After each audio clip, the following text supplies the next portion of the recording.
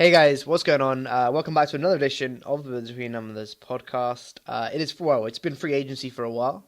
We weren't on last week because of scheduling issues coming up to exam time and whatnot, but it means we have a lot more to talk about, which is fun. We're just gonna go through our like free agency signings or who's been signed, well, our top picks, like the most interesting ones, as well as a little bit, on the Patriots and the Panthers, because we love to talk about them. Anyway, Will, what do you think about free agency so far? Well, it's always a good time to be a Patriots fan, like this kind of few months, because obviously, yeah, we just won the Super Bowl, and I feel like we've won free agency as well. The deals we've made are pretty amazing, considering the talent that's gone out of the building and that's come in. So, left as Martellus Bennett has left, Logan Ryan has left. Looks like LeGarrette Blunt's going to leave, but Mm. we signed Stephon Gilmore. Dante Hightower came back, signed Brandon Cooks, Dwayne Allen, Coney Ely. Like that's pretty impressive. Like all those guys, and considering like the cap as well, like those are big stars that have come in. Yeah, I mean, like big stars. It's true. Like Brandon Cooks, that's a crazy signing. Yeah, Like that one. I mean, when that happened, everyone else, like, all the NFL memes come out about like when would wake up and you hear the Patriots have signed Brandon Cooks, and it's just like a guy like aghast, and it's like no way, I can't believe that that actually happened. But that's just like what's happened. It's weird. It's like the Patriots always make moves, and yeah, I think Stephon Gilmore is a great signing. Especially yeah, letting Logan Ryan go as well, along with that. That's quality.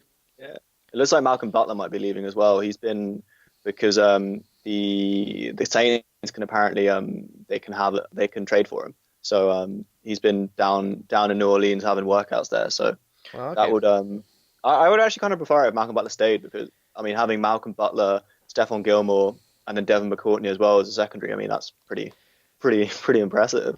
Yeah, I know Uh, it's a pretty damn good secondary that you have there. It's kind of like a little bit underrated as well, the Patriots secondary, because it's always yeah, it's just because the Patriots play well, so they don't really get exposed as much, I guess, really. But like it's a very solid secondary which you can go for.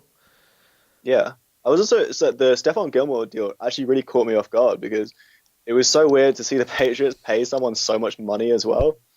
Um, like usually, like we have a certain amount that we pay players, and if they want more, we just don't pay them. And it was kind of weird to see them like there was a lot of guaranteed money in that contract as well.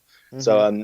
and Stephon Gilmore hasn't like he was good a couple of years ago, but he hasn't exactly been like one of the best corners in the NFL the last couple of years. So So yeah, it's interesting, but like interesting, but like you trust Belichick on these moves.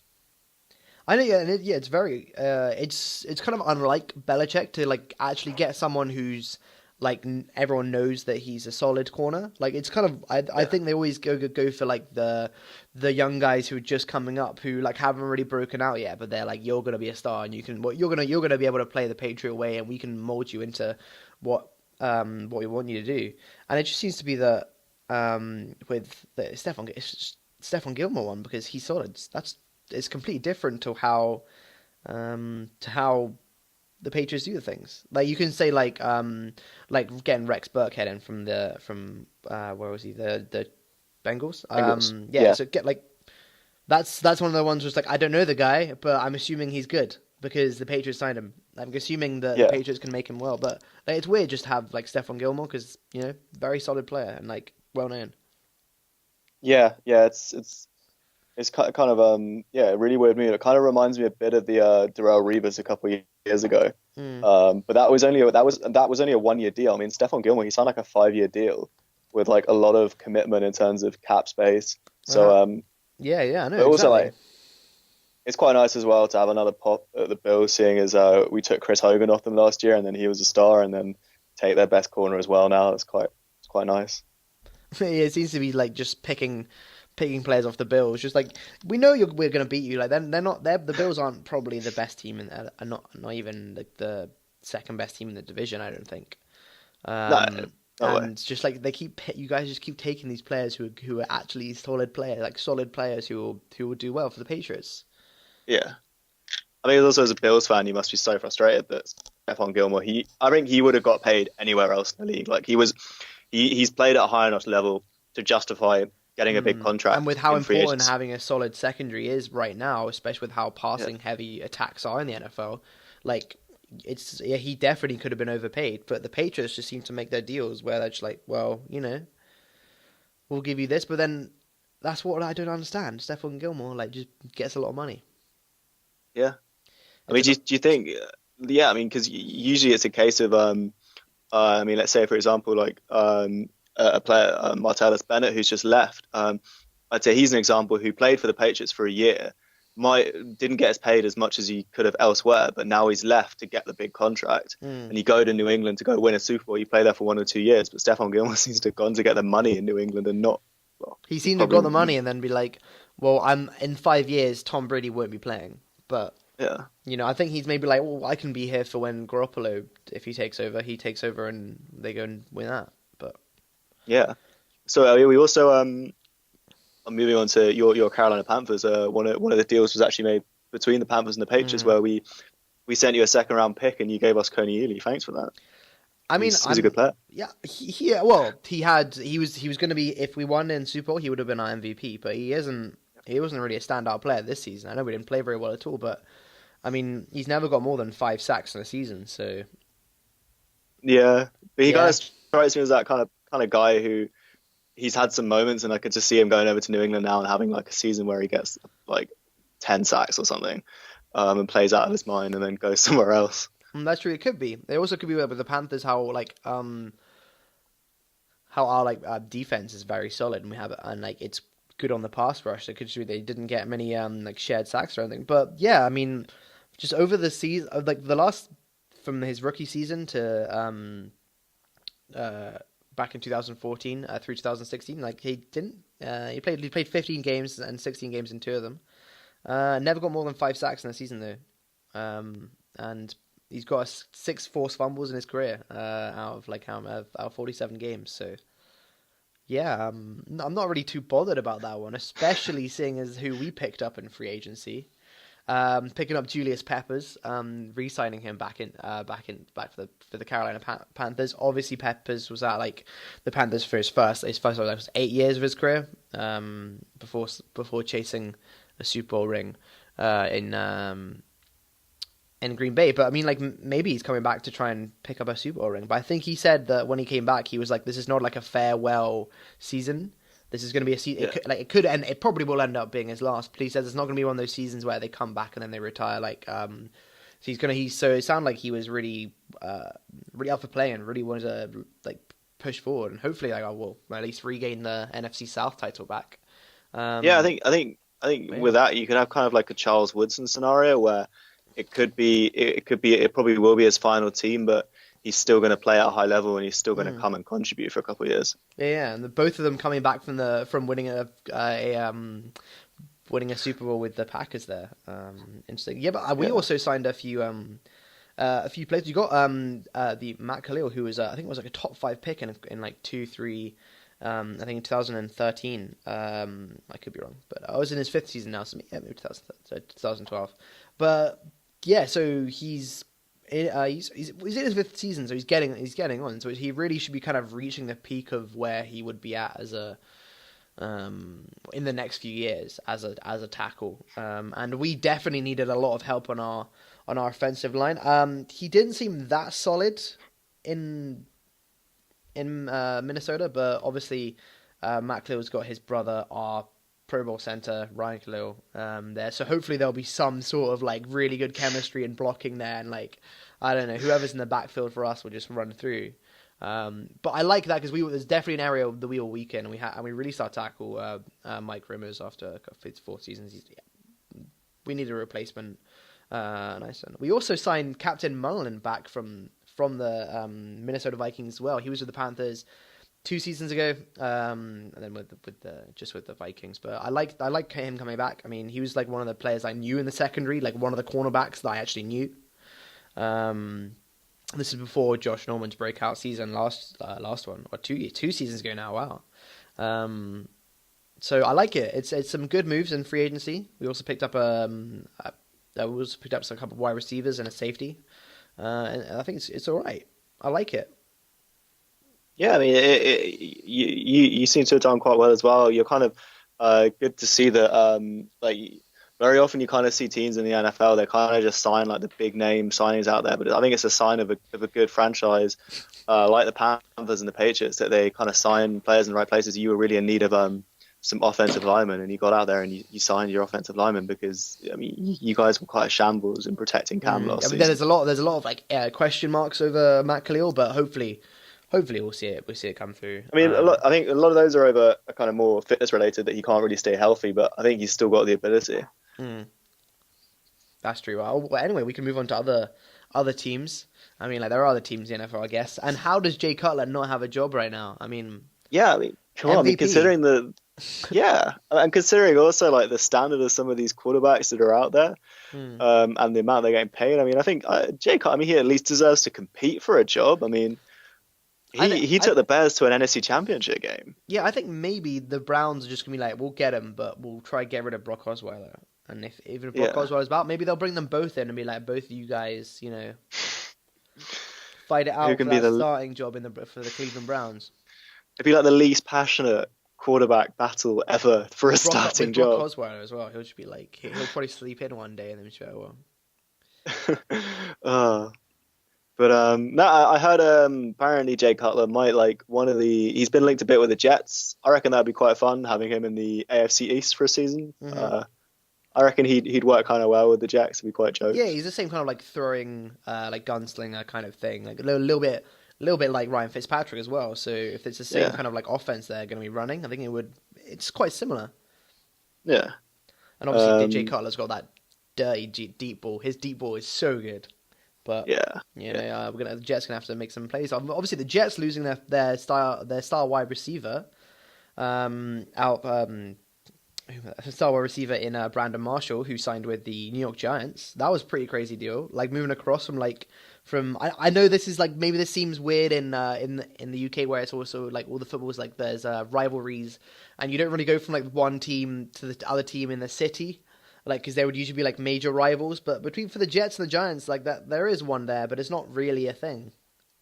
Yeah, I mean they play in different conferences, they play in different divisions, so they barely like ever play each other, and there's very little rivalry as well. Like, I mean, I know they do play, yeah, they have one game every season in the preseason where they play each other just for the fans to be like, this is both New York teams, I guess. Yeah. I think there's other teams for both for the Jets and the Giants. There's probably a lot more teams that they would prefer to beat every year than the Jets and the Giants.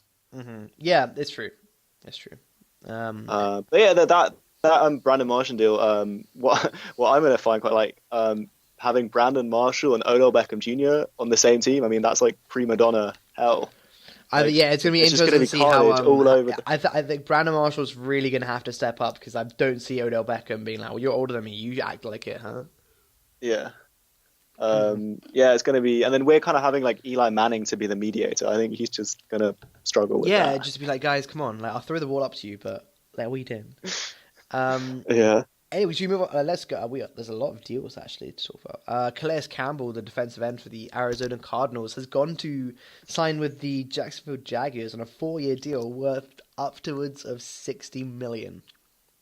Where have we heard this before? The Jags make great moves in the offseason. They win free agency. They did that last year when they signed Malik Jackson.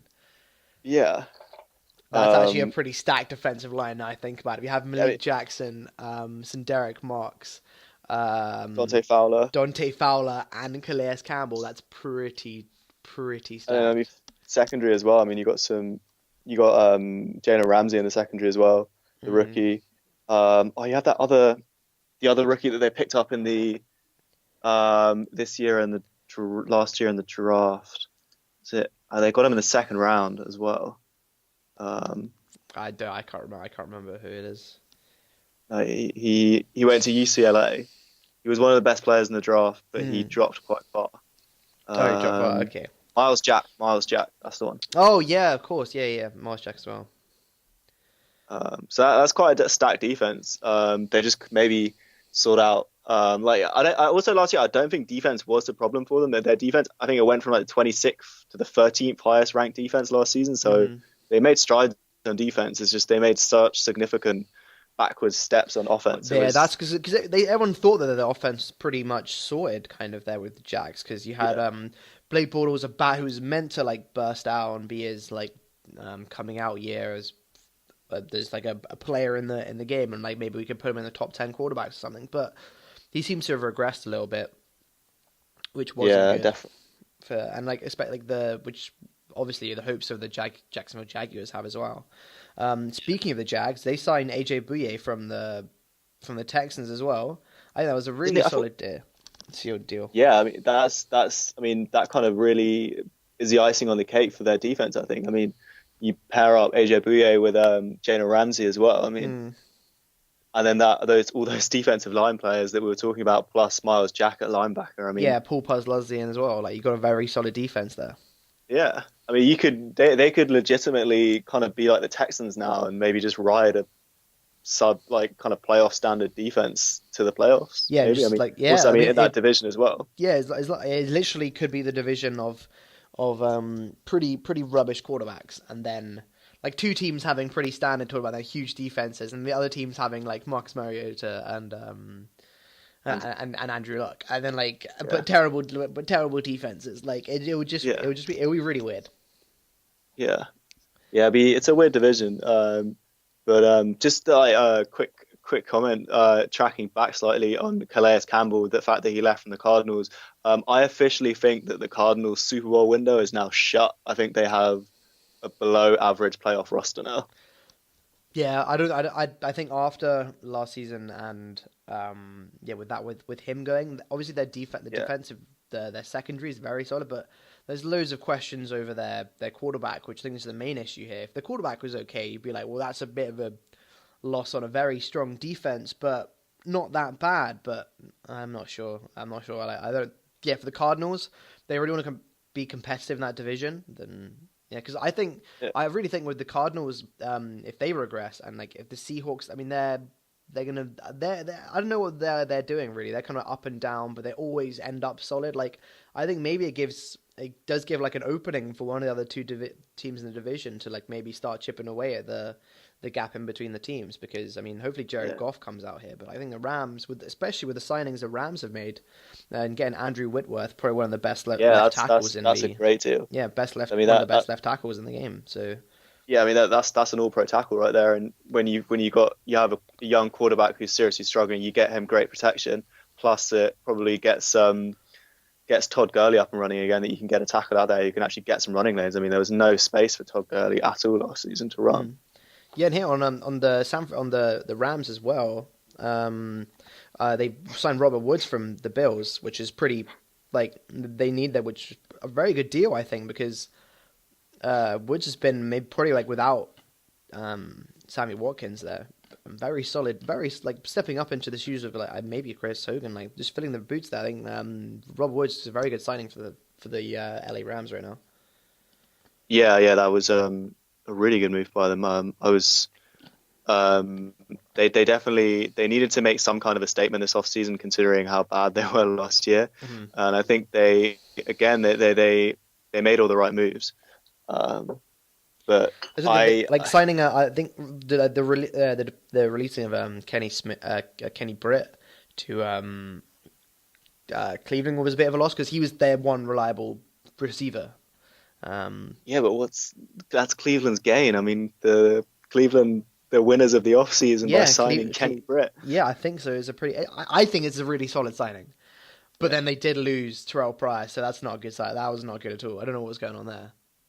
Yeah, I mean that I think that's also kind of Terrell Pryor's fault as well. I think before he had his breakout season last year at Cleveland, he had a slight reputation for being a slight annoyance in the locker room, and I think a lot of coaches were aware of that.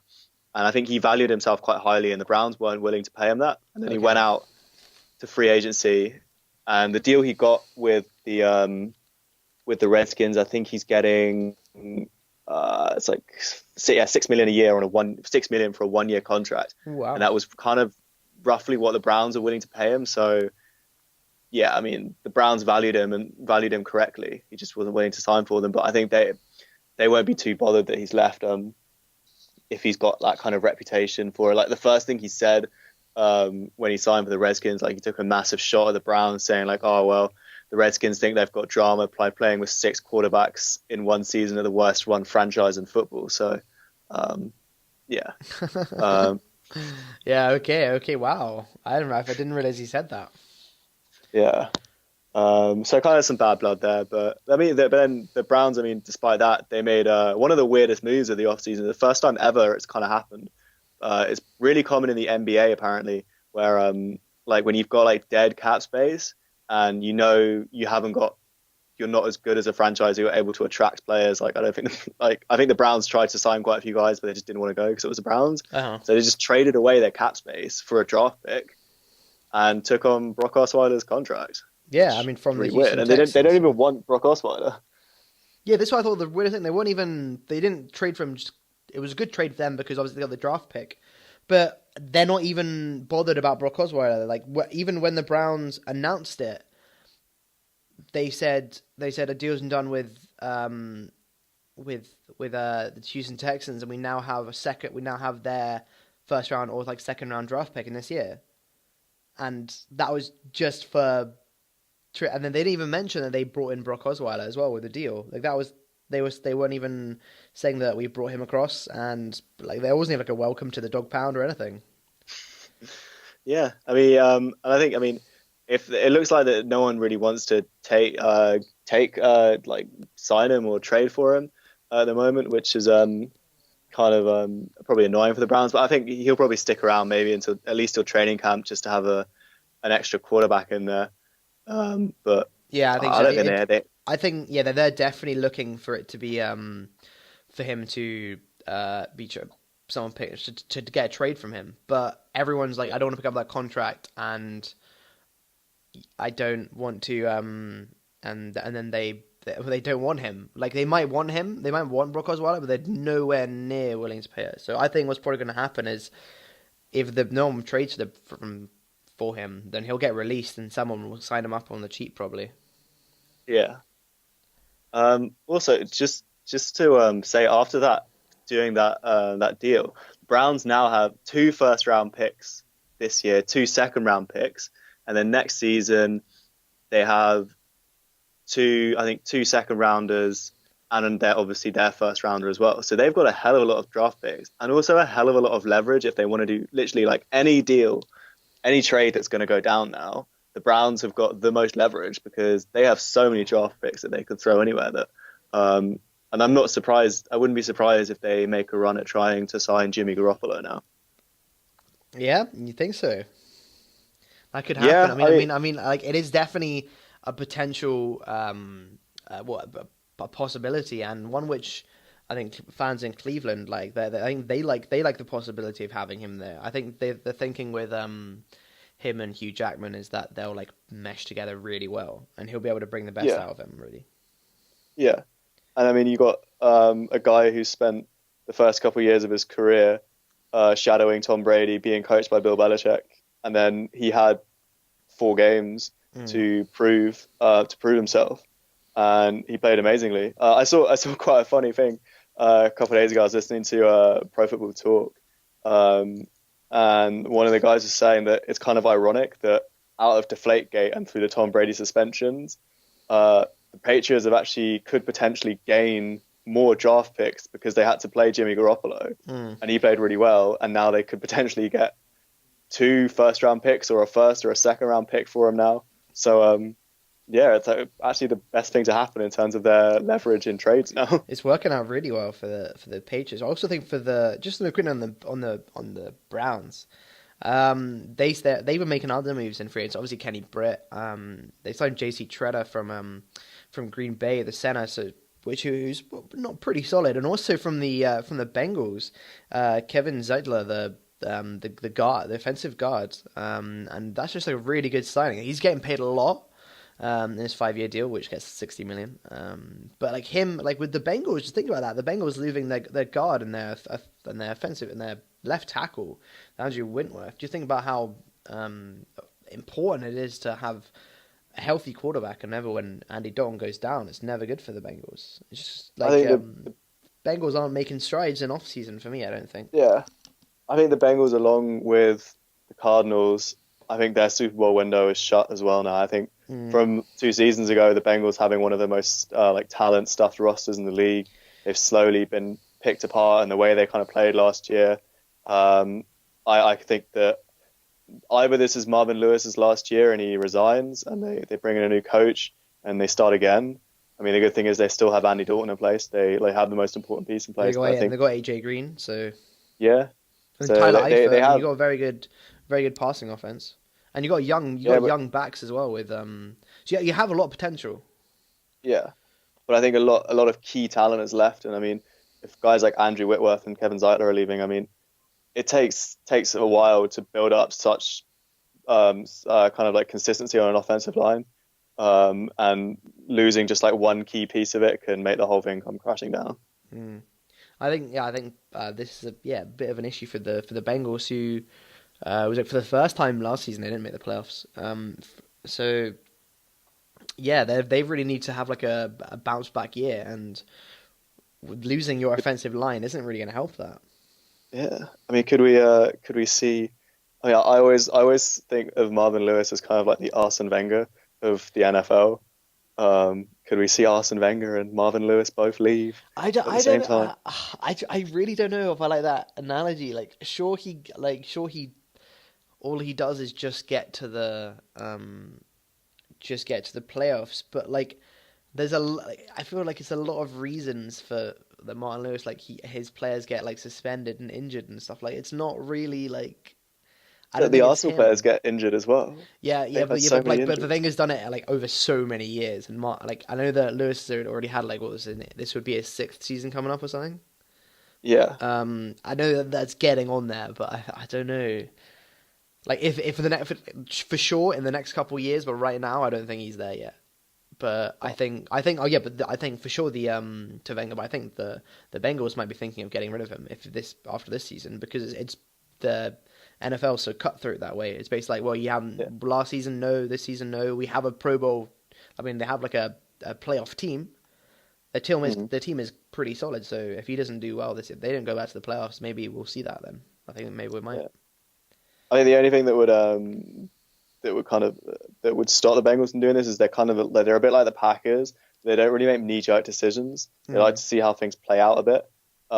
So and they're kind of also very wary of sacking the head coach can also like lead to instability as well, especially if you've had so many years of stability. Yes, you haven't won a playoff game, but you've been reaching the playoffs and constantly competing that whole time. Um, and throwing that all away just for 2 seasons, I think they are aware of what the consequences are. Just quickly before we end, I think for the we should talk about the Minnesota Vikings running back situation here, because Yeah, obviously they haven't signed Adrian Peterson. He's not been re-signed. He's testing the market right now, but there is someone who else has come to Minnesota Vikings, which is Latavius Murray, the ex Oakland Raider. Has now signed with the Vikings, and it seems to be like a replacement kind of thing. Although he has said, Latavius Murray, that he's not here to replace Adrian Peterson, but pretty much yes yeah. that he is. You expect that. I mean, you don't replace Adrian Peterson because I mean he's a once in a generation type player, but yeah, he's there to fill a hole. He will get a lot of carries, I think. Also depending on who plays at quarterback, because interesting. I mean, Teddy Bridgewater might not even be fit for next season, so they could have like quite a weird scenario there in Minnesota. But do you think this could lead to a swap where Adrian Peterson ends up going to the Raiders now? Yeah, it could be happen, especially seeing how Adrian Peterson was linked to maybe going to the Seahawks, and now that the And then Seahawks have there's signed Seahawks. Eddie Lacy from the Green Bay Packers, but now the Green Bay Packers might be missing a running back. I mean, there's talk about him going to the Packers as well. I mean, Peterson definitely for sure could go to either of those two teams and be in Super Bowl contention. I think.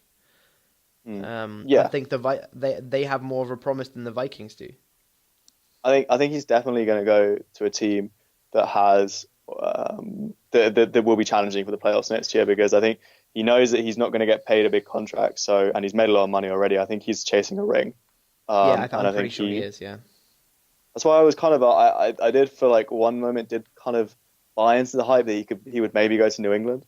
But I think after the signings New England made, he's definitely not going there. Yeah, I mean, there's just a lot of. Is there anything else you want to talk about for this right now, or for No, NFL free good. agency? Good. No, that's good. Yeah, I think I'm there's let me quickly think about this. No, I mean, I think Deshaun Jackson heading to Tampa Bay. Just yeah. letting you guys know that's a thing. But other There's than going to that, be a there's hell of a not. thing. Mike Yeah, Evans and Deshaun I Jackson know. together Yeah, next with year. famous Jameis, it's gonna be interesting to see how they do in the NFC South next year, which I'm hoping will be a more competitive division. Well, hopefully we will be competitive. Anyway, right, guys, I think that is it for this week. We'll be back next week with more free agents talk and the combines. The combine happened. We can talk about the draft, which is coming up, obviously, and hopefully we'll have some big trades, which I'm looking forward to. And Jay Cutler, we'll try and get him on the podcast, but that's He's difficult. got some time now. We've got some time. All right, guys, we'll see you next week.